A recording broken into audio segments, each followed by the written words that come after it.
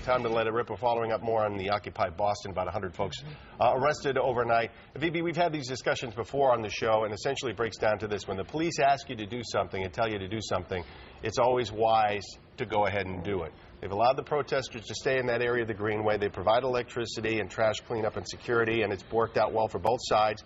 Police came in and said, look, you've expanded to a point where we don't want you. You've got, 2 minutes, 10 minutes to please go back to where you were in that other area. If not, there are going to be arrests. They waited. They gave notice. People didn't move. They made the arrests. I've looked on this hashtag Occupy Boston. I've seen nothing that raises to the level of police brutality, not even close.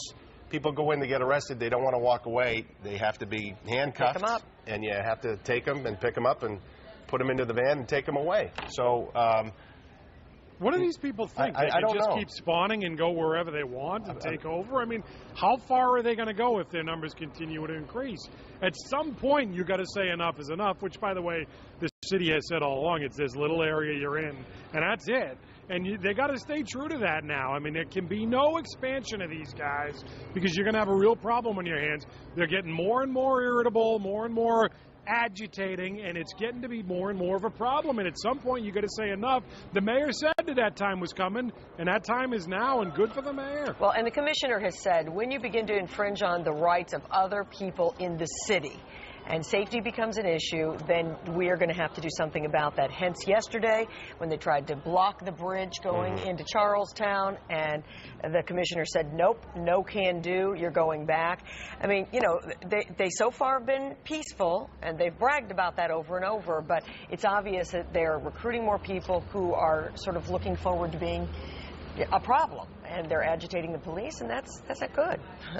It's like they want to be protesters, even though they don't know in some cases what they're protesting.